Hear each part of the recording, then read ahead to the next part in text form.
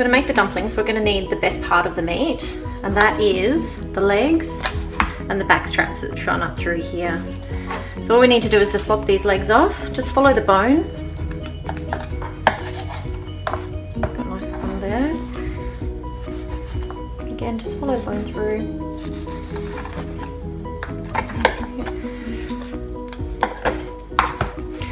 Okay, and then we're just going to be getting these back straps here. You can also take these front parts off. Now I don't throw any of this away. I keep everything. And with these leftover bits, I'm going to be making a rabbit broth, or like a rabbit stock. So we're just following the backbone, just with a knife, which just runs along here. Now you also notice this kind of skin here. We don't want any of that, so you can just pull that back. And just separate that. These are the little flaps. They can be quite chewy, these parts.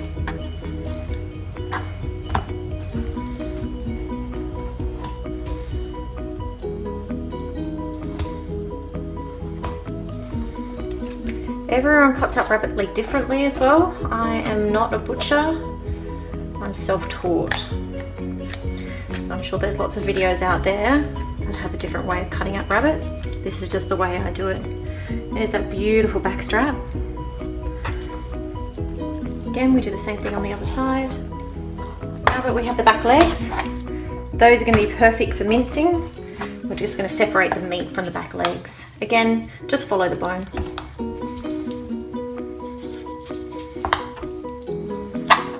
You see all that lovely meat there. These are wild rabbits.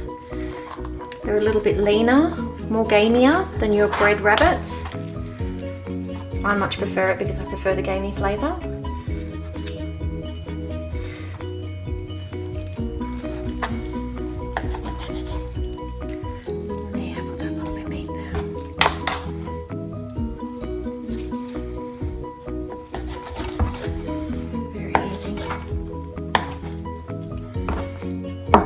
Meat there as well. Don't let that go to waste. That'll go through the mincer beautifully. Oh, my knife is getting a bit blunt. Rabbit does also have a lot of sinew on it that you have to be aware of. They can make the meat quite chewy. Again, that is not going to go to waste. Straight into the stock pot for that one.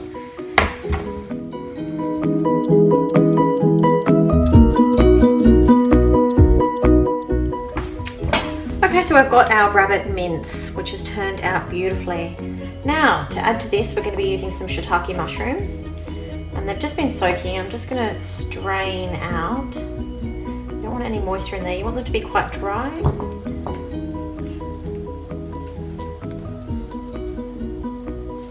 So just strain that out. It gives a lovely flavour. It also gives a really nice texture as well. The thing with food, it's not just about the flavour, it's also about the texture and the texture sensations you get.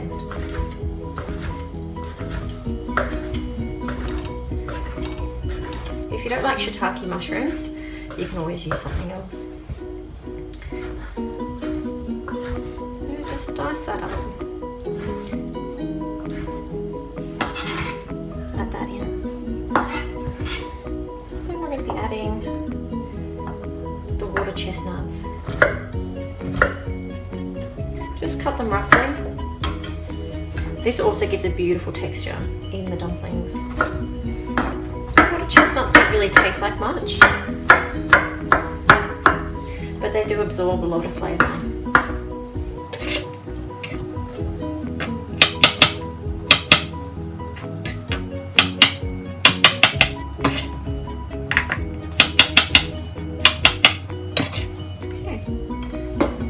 Next, you want to add some ginger.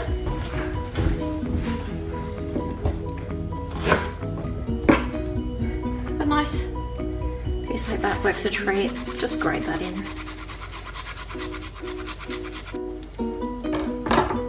So it was about a thumb size piece, that one. You want a little bit of sesame oil in there. I'm not very good when it comes to measuring things. I tend to just see how it all goes. About two pinches of salt, some fish sauce.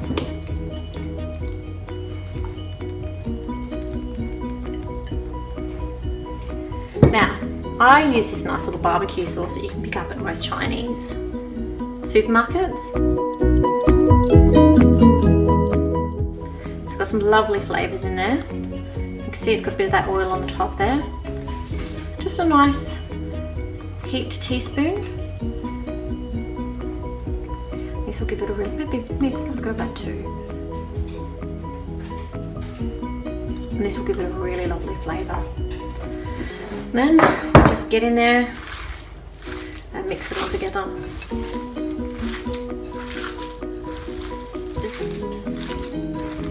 The smell is just lovely. Now you can kind of have a look at it. You just want sort of a nice even consistency of a little bit of water chestnut, a little bit of mushroom through there. That's looking quite good.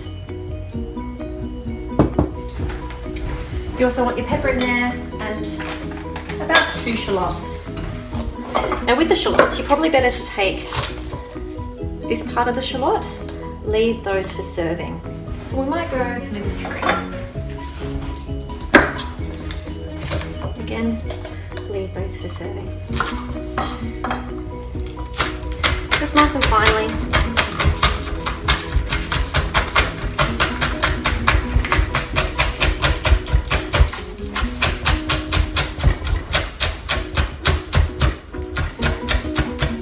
Oops, we had some that escaped. Okay. Again, I just don't measure too much. That's about half a handful there. And of course some pepper. I use freshly ground pepper. Just think it gives a better flavour. Push that aside. And mix it through again. So now it is time to make our wonton. We're going to be frying these ones, so you don't want them to be sitting up too high. You want to be able to flip them over on either side when you fry them. So just a little bit of your mixture, your rabbit. You want a little bit of everything in there. You want a little bit of the mushroom, you want a little bit of the water chestnut, a little bit of the onion. And you just put your egg around the outside and fold in half.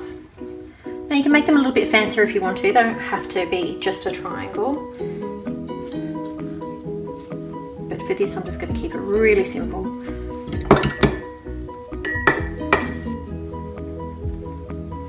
You also don't want to overfill them, because if you overfill them, they can burst and they become very messy very quickly. So you can kind of put a nice little, if you want to make them a bit decorative. They don't have to be. You can make them in the shape of a rabbit if you wanted to, just to be really fancy.